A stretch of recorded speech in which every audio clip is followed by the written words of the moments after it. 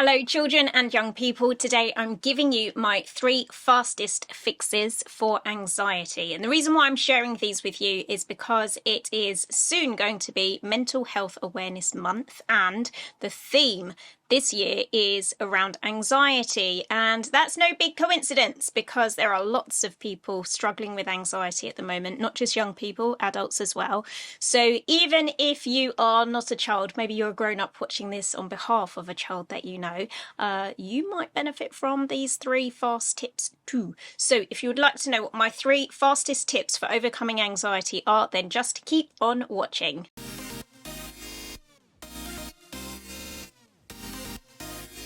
Okay, the first tip I'm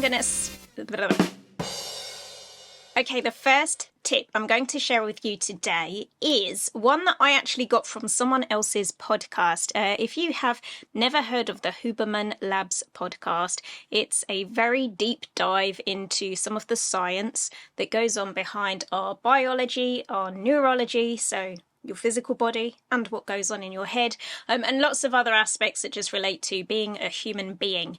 And I came across something there called the physiological sigh. So let me explain what this is and then tell you how this is a really quick fix for your anxiety. Have you ever seen a cat or a dog when they have maybe unexpectedly got covered in water from a shower of rain? Or they have just woken up and they do that kind of thing, like the shuddery thing with their body, and they literally shake all of their fur from the tip of their nose all the way down to the tip of their tail. So what that does for that animal is it's kind of like a reset for their body. It's like they're shaking off the mood that they're in to put them into a different headspace. And you may not know this, but human beings have their own equivalent action.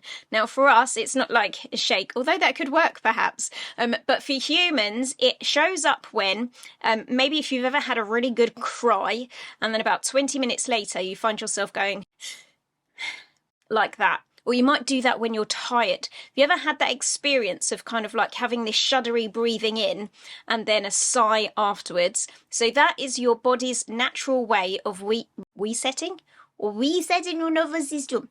It's your body's natural way of resetting your nervous system so that whatever you're currently feeling, it's your body's way of shaking it off and putting you into a different state. So a physiological sigh is where you deliberately create that same experience, that same action. And here's how you do it. So you're going to take in a lovely deep breath and fill up all of your lungs. And when you think you have filled them up and that you've taken in that lovely deep breath as much as you can, you're going to pause for just a second, and then you're going to take in a bit more. Now, what you don't realise necessarily is that your capacity within your lungs to fill up with oxygen is much greater than the average nice deep breath in, because your lungs have got lots of little pockets in them, and those pockets can take even more oxygen. And so when you do this extra breath on top of your deep breath in, you're actually filling up those little pockets, those extra little pockets as well. And then you take a nice deep breath out afterwards. So it might look something a bit like this.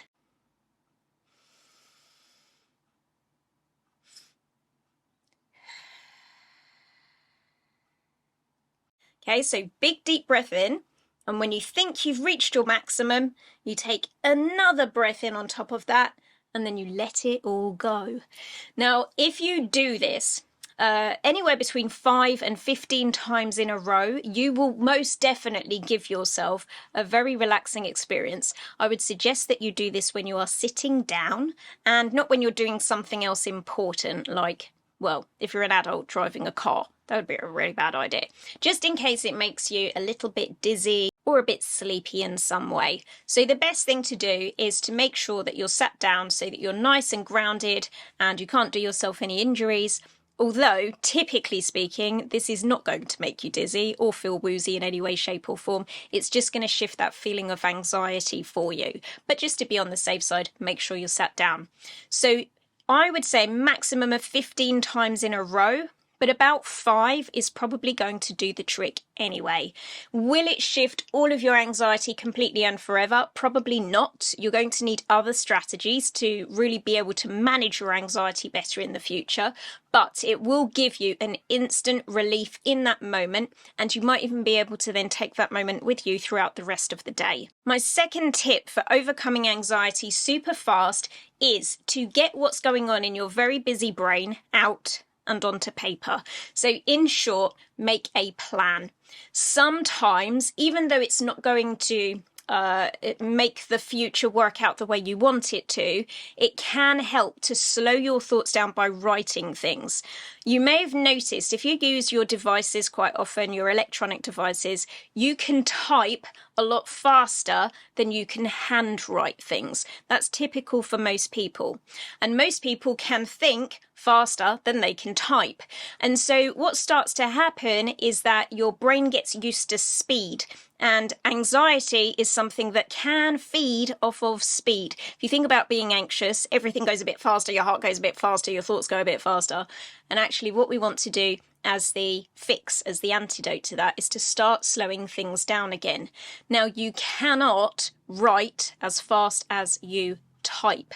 So in making a plan or getting a list down or just downloading your thoughts, literally do it with a pen onto paper, because that will help slow your thinking down, and you'll have to evaluate your thoughts more effectively and more successfully, meaning that the ones that are perhaps just a bit daft or are just kind of nagging at you in the background, you can choose not to pay so much attention to them, because you'll be able to filter them out more effectively than you would do if you were simply thinking about them, or if you were typing them up onto some kind of list or planner on an electronic device. And my third super quick tip for fixing anxiety is, what is it? Oh yeah, is to tidy up.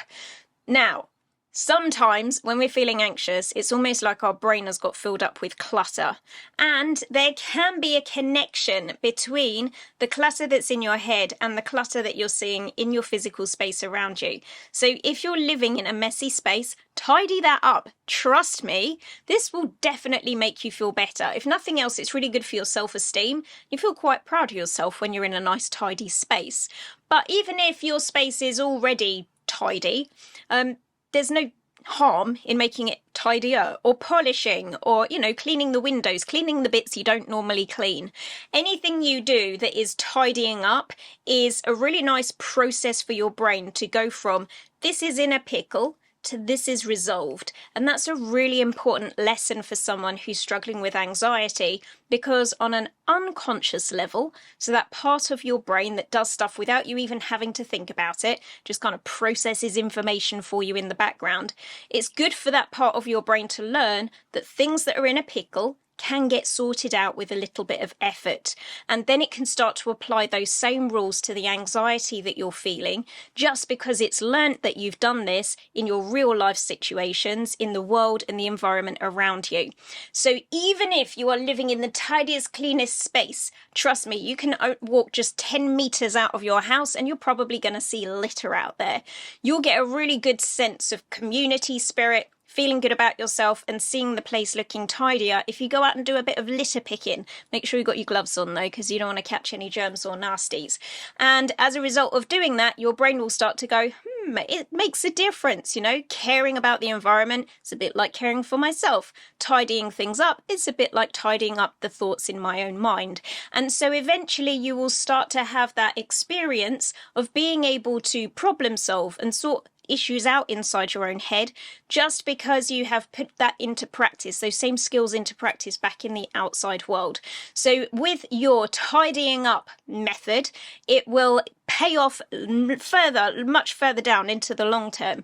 But in the immediate moment, it's just going to make you feel much better about yourself and much better about the space that you're living in, and that will certainly help to lift some of that anxiety too. Now, finally, if you are struggling with anxiety, it is not something that you need to continue struggling with.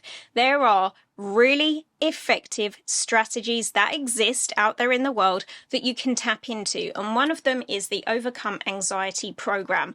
I'm going to leave links to this in the description box down below, and you can also see the place where you can go to where you can actually get onto that program. It's a 10-week program, and it has been scientifically tested on groups of children throughout the UK and has been proven to show a reduction in their anxiety levels and a reduction in feelings of depression. So this stuff really works. So if you would like to learn how to really master your anxiety once and for all, make sure you head on over to mychildhasanxiety.com and get yourself onto that program. But for now, thank you all so much for watching and listening, and I'll see you next time. Bye!